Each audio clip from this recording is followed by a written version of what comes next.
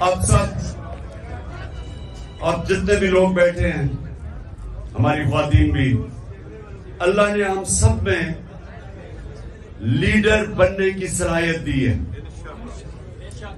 کیونکہ یہ یاد رکھیں، ہم اللہ کی سب سے عظیم مخلوق ہیں، اشرف المخلوقات. تو جب اللہ نے فرشتوں کو کہا کہ انسان کے سامنے جھکو، اور جب ابلیس نے انکار کیا تو اللہ نے کہا فرشتوں کو کہ تمہیں بھی نہیں پتا کہ میں نے انسان کو کتنی صلاحیتیں دی ہوئی ہیں. مشکل اور مسئلہ یہ ہے کہ ہمیں بھی نہیں پتا کہ اللہ نے ہمیں کتنی صلاحیتیں دی ہیں. اور وہ کیوں نہیں پتا؟ کیونکہ ہر انسان کے سامنے دو راستے ہوتے ہیں.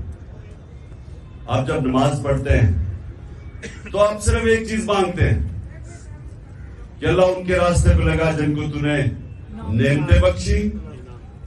اس راستے پہ نہیں جو تباہی کا راستہ ہے. تو جو تباہی کا راستہ ہے، نوجوانوں سنو، یہ ہاتھ ادھر نہ لاؤ، سنو میری بات. تمہیں یہ یاد رکھو جو میں باتیں کہہ رہا ہوں، اور خاص طور پہ نوجوانوں کے لیے یہ آپ کی ساری زندگی کام آئیں گی اگر آپ کو سمجھ آ گئی. آپ کی سامنے ہمیشہ دو راستے ہوتے ہیں. ایک آپ کی عظمت کا راستہ ہے، ایک آپ کی تباہی کا راستہ ہے. اور نماز میں ہم مانگتے ہی ہیں کہ اللہ ہمیں وہ عظمت کا راستہ دے. مانگتے ہم نعمتوں کا راستہ ہے اور چاہتے ہیں ہم وہ تباہی کا راستہ، کیونکہ وہ آسان راستہ لگتا ہے. مثلا مجھے کوئی موقع ملا، میں کوئی ایسی پوزیشن میں ہوں، گورنمنٹ پوزیشن میں ہوں، میں تھانے دار ہوں، پولیس میں ہوں، میں فوجی ہوں، جو بھی ہوں، ہر وقت مجھے موقع ملے گا ناجائز قسم کا پیسہ بنانے کے لیے.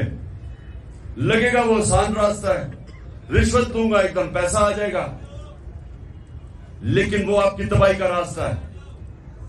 جس وقت آپ کو آسان، جو آپ کو راستہ آسان لگتا ہے وہ لیں گے، وہ اصل میں آپ کی تباہی کا راستہ شروع ہو جاتا ہے. کیونکہ قرآن کی ایک اور آیت ہے کہ جس چیز کو سمجھتے ہو تمہارے لیے بری ہے وہ تمہارے لیے اچھی ہے، اور جس کو تم اچھی سمجھتے ہو وہ بری ہے. اس کا کیا مطلب ہے؟ کہ جب آپ سمجھتے ہیں کہ یہ بڑا آسان طریقہ پیسے بنانے کا، آپ اپنا ضمیر بیچتے ہیں، وہ آپ کی تباہی کا راستہ شروع ہو جاتا ہے. جو لیڈر ہے وہ ہمیشہ وہ راستہ لیتا ہے جو اللہ کہتا ہے کہ تمہاری عظمت کا راستہ ہے. اور وہ راستہ کس کا ہے؟ کس کا راستہ ہے؟ وہ کس کا راستہ؟ دنیا کے سب سے عظیم لیڈر نبی صلی اللہ علیہ وسلم کا راستہ ہے. اور وہ اس کی بنیاد کس پہ رکھی گئی ہے؟ دو کیریکٹرسٹکس کے اوپر اس کی بنیاد رکھی گئی ہے لیڈرشپ کے راستے میں: صادق اور امین. سچ بولنے والا اور انصاف کرنے والا. یہ دو کوالٹیز ہیں لیڈر کی. جو بھی آپ میں سے لیڈر بننا چاہتے ہیں یہ یاد رکھیں، آپ کو یہ دو چیزیں، سچائی، جھوٹا لیڈر نہیں ہو سکتا. جب جھوٹا لیڈر ہوتا ہے تو وہ لندن میں جو بھاگا ہوا وہ بن جاتا ہے. لیڈر سچ بولتا ہے. سننے روزہ کھلنے والا ہے. سنیں، میں نوجوانوں کے لیے کہہ رہا ہوں، یہ آپ کی ساری زندگی یہ میری باتیں یاد رکھنا. اگر آپ نے، آپ کی پرواز اوپر ہونی ہے، اقبال کا شاہین بننا ہے، جس کا بڑا نام ہوگا، جو اپنی فیملی کا بھی نام اٹھا دے گا، جو دنیا یاد کرے گی اس کو، وہ نبی صلی اللہ علیہ وسلم کے راستے پہ چلے گا. صادق اور امین، سچ بولنے والا. اور قرآن میں ہے کہ اگر اپنے ماں باپ ان کے خلاف، اپنے خلاف بھی اگر آپ کو انصاف کرنا پڑے، آپ انصاف کریں. اتنا زیادہ زور اللہ نے انصاف پہ دیا ہوا ہے. وہ لیڈرشپ کی، جب ایک لیڈر انصاف کرتا ہے اس کی عزت ہوتی ہے، اور لیڈر عزت کے بغیر لیڈر نہیں بنتا. تو یہ آپ نے باتیں یاد رکھنی ہیں کئی دفعہ ہوتا ہے جی وہ میرا دوست کہہ رہا ہے تو چلے میں جھوٹ کا ساتھ دے دوں، میں سفارشی کسی کے لے لوں. جب آپ کسی کا مثلا آپ ٹیم سلیکشن میں سفارشی لے کے آتے ہیں تو آپ کسی کا حق مارتے ہیں.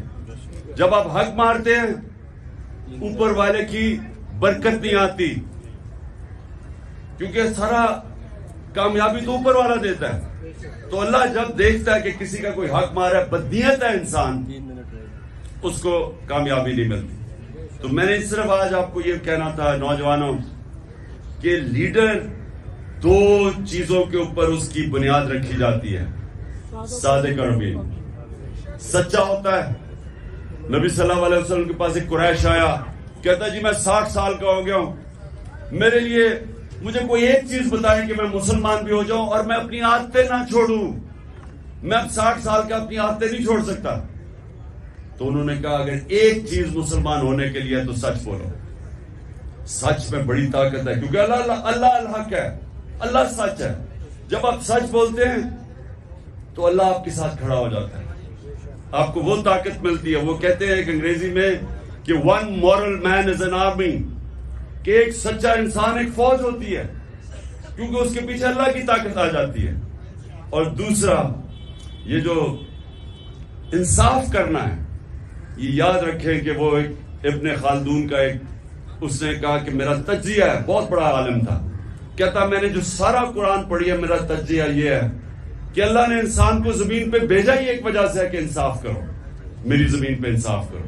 یہ دو چیزیں یاد رکھیے نوجوانوں، ان دو چیزوں پہ کھڑے رہو، آپ کی معاشرے میں عزت بڑھنی شروع ہو جائے گی. گاؤں کے اندر ایک لوگوں کو پتہ چلے جی وہ آدمی ہے، جو بھی مسئلے ہوتے ہیں وہ ادھر پہنچ جاتے ہیں ان کے مسئلے حل کرنے کے لیے، وہ سچا آدمی اور صادق اور امین ہے. سارے گاؤں اس کی عزت کرتی. نبی صلی اللہ علیہ وسلم کی نبوت سے پہلے سارے مکہ کے لوگ جانتے تھے کہ وہ صادق اور امین ہے. ابھی نبوت نہیں ملی تھی، لیکن یہ خطاب تھا کہ وہ سچا اور ایماندار اور امانت دار آدمی ہے. اس لیے یہ یاد رکھنا کہ دنیا میں اوپر جانا ہے. اچھا یہ سچ بولنا آسان نہیں ہے، مشکل ہوتا ہے، طاقتوں کا سامنا کرنا پڑتا ہے. آپ کے اوپر یہ جو گھر کے اوپر حملے ہو جاتے ہیں، ٹیئر گیس شیلنگ ہو جاتی ہے، لیکن یہ کوئی فکر نہیں، کیونکہ ہمارے نبی صلی اللہ علیہ وسلم نے بڑی مشکلوں کا سامنا کیا تھا. لیکن پھر ان کی جو آج عظمت ہے، اسی ہے ہم آج جان دینے کے لیے اس لیے تیار ہیں کہ ان کے کیریکٹر کی وجہ سے کہ وہ رائے حق پہ کھڑے رہے اور آخر میں ساری دنیا ان کے ساتھ ہوگی. دعا کریں گے اور پھر انشاءاللہ روزہ کھولیں گے.